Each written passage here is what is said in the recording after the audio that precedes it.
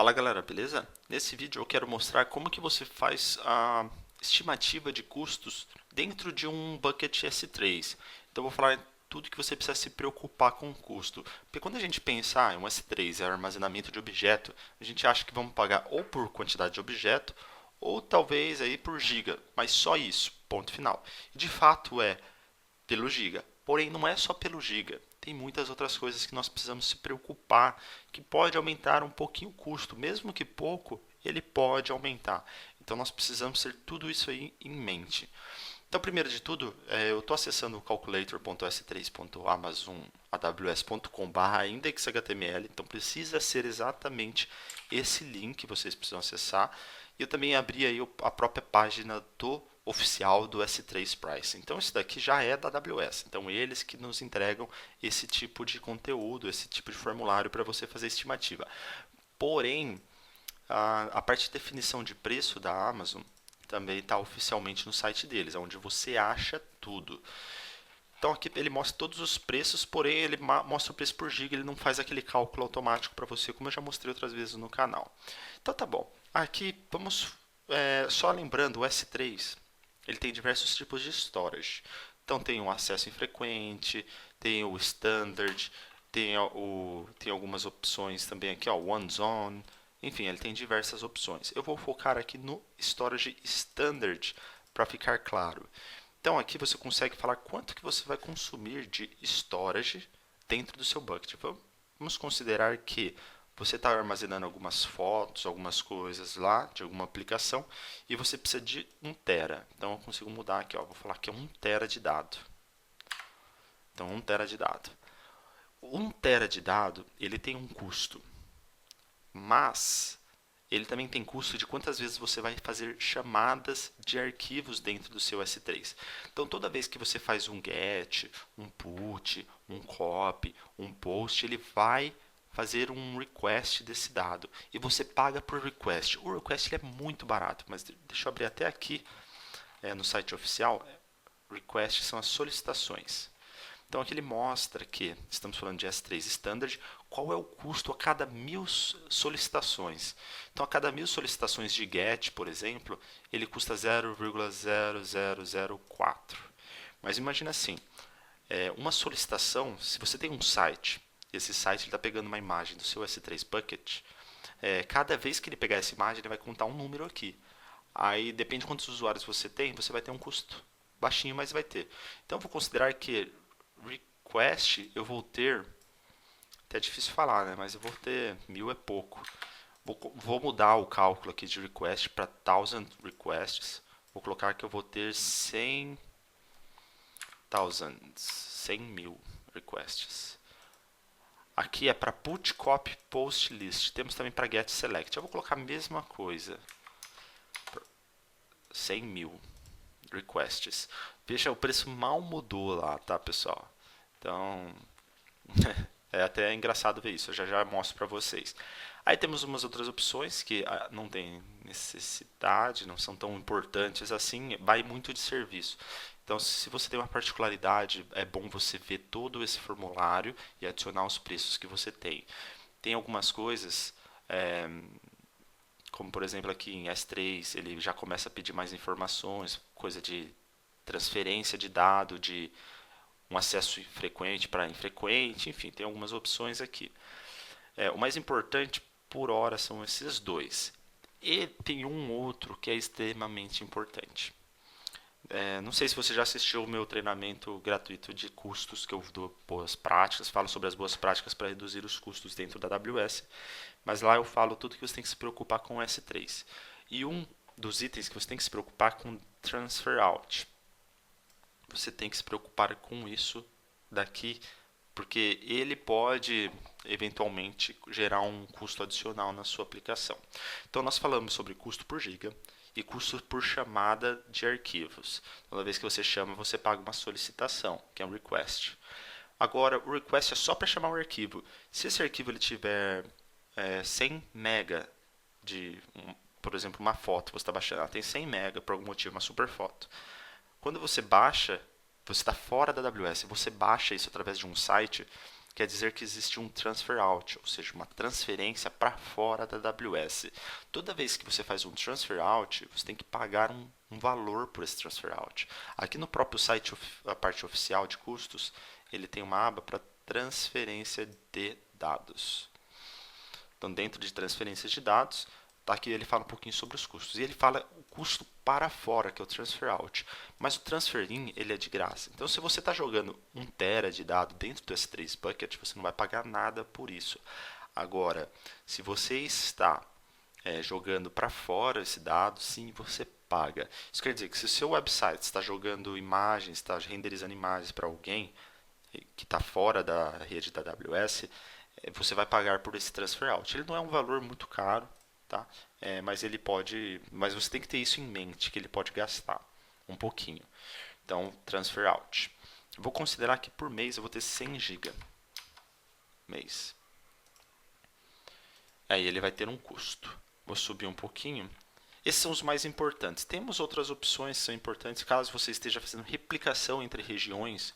Isso é algo importante, você precisa selecionar aqui para ele calcular o dobro do custo, ele calcula baseado na região e tudo mais.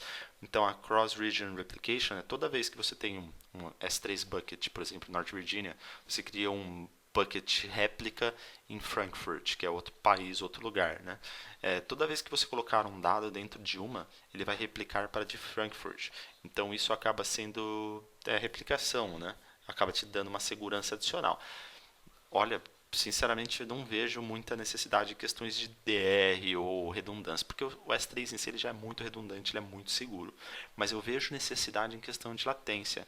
Então, se você está entregando esse serviço para Frankfurt, por exemplo, se você deixar uma cópia de tudo que tem em North Virginia para Frankfurt, as pessoas que estiverem naquela região, elas vão baixar daquele S3 e isso vai acabar deixando muito mais barato os arquivos.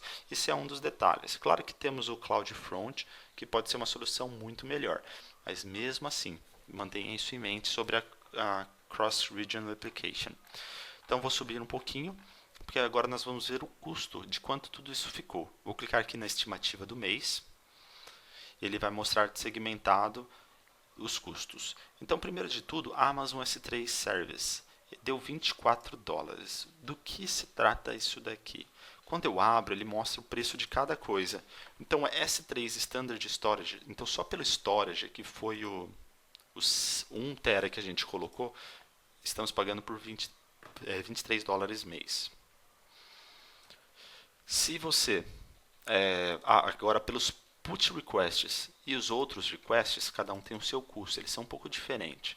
Então, aqui você vai pagar por todos aqueles 200 mil, foi 200 mil que eu coloquei exatamente, que é 100 aqui e 100 aqui. Então, 200 mil requests, você vai pagar só isso daqui, 54 cents. Então, ele é bem barato, como vocês podem ver. Transfer out, por 100 GB de transferência, nós pagamos só 8,91. Então, esse é o preço estimativa, se você usar em torno de 100. E aí, o suporte AWS não está ativo aqui, mas o suporte AWS é para grandes empresas, eles ativam um termo de suporte com a AWS, onde eles pagam uma porcentagem em cima do custo final, ou às vezes um valor fixo. Então, esse custo ele muda nessas situações, não é a nossa situação. Aqui ele nos deu um free tier também, veja, um desconto de 1,40. Mas o free tier, pessoal, ele só está disponível por 12 meses. Então, sempre sugiro você tirar esse free tier. Então, eu sempre seleciono essa opção para ele tirar. Aí, ó, ele até assumiu a opção do free tier. Eu faço isso daí como uma boa prática para mim, para evitar problemas de ou sei lá, passar um valor um pouco errado. Apesar que o free tier não é muita coisa, ele é bom para testes, mas num ambiente de produção, você viu, nesse cenário ele descontou 1,40. Então, como é uma estimativa, pode ser um pouquinho mais, um pouquinho menos e acaba sendo um valor normal. Então é isso aí, pessoal. Isso que eu queria falar sobre S3. Antes de eu finalizar, eu só quero mostrar uma pequena diferença. Existem life cycles que você pode configurar no S3 Bucket. O life cycle ele diz o seguinte: você pode falar, deixa sempre como storage standard, mas depois de 30 dias esse dado joga ele para acesso infrequente ou para algum outro tipo. Eu vou considerar acesso infrequente nesse exemplo. Então vou só mostrar aqui o storage. Vamos supor que tem de 1 tera, eu tenho 500 GB que seja acesso infrequente, ou seja, que passou de 30 dias ele vai ser convertido para acesso infrequente. Como isso funciona? Eu vou vir aqui ó, em acesso infrequente, vou colocar 500 GB. Como eu movi 500 GB para acesso infrequente, quanto que vai custar o storage standard? Então vou colocar 500 também, porque ele vai ficar 500. Aí, ó, mudei os dois estão 500. Então quer dizer que conforme os arquivos estão ficando velhos, nós configuramos um lifecycle, que é de graça o lifecycle, e ele joga os arquivos para S3 Standard Infrequent Access, que é muito mais barato. Agora, se eu vier na estimativa, o preço final ele diminuiu. Eu infelizmente não me lembro quanto que estava o custo. Eu acho que estava 24 aqui, se eu não estou enganado. Vou fazer o teste de novo já já. Mas olha isso. Essa é a diferença. O Storage Standard, ele para 500 GB ele está 11,50. Agora o infrequente ele é 6,25. Então ele é praticamente a metade do custo, um pouquinho mais, mas ele é praticamente a metade. Olha como o custo ficou extremamente inferior. Então vale a pena você sempre trabalhar com life cycles para arquivos mais velhos para mandar para um outro tipo de S3. Então isso daí é uma coisa que eu costumo ver bastante não configurado e eu costumo ver em clientes e eu falo, não, vamos configurar isso daí.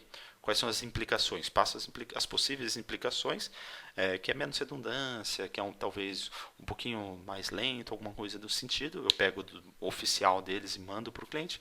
E o cliente fala, não, isso daqui é tranquilo. Eu nem uso dados velhos. Porque imagina assim, até um Facebook, quando você tem uma timeline, você abre. Dificilmente uma pessoa vai arrastar até o final para ver uma foto. Ela normalmente vê as primeiras fotos. Então, se a gente tem um sistema de rede social, por que eu ia colocar todas as fotos no Storage Standard, sendo que é esperado que as pessoas só analisem os primeiros? Então, acaba sendo nesse sentido. Não faz muito, não tem por que você pagar o melhor storage se você não vai usar ele. Então é isso aí, pessoal. É isso que eu tinha para falar sobre o S3. Se você ainda não se cadastrou no treinamento gratuito que eu tenho aqui, eu vou deixar o link em descrição.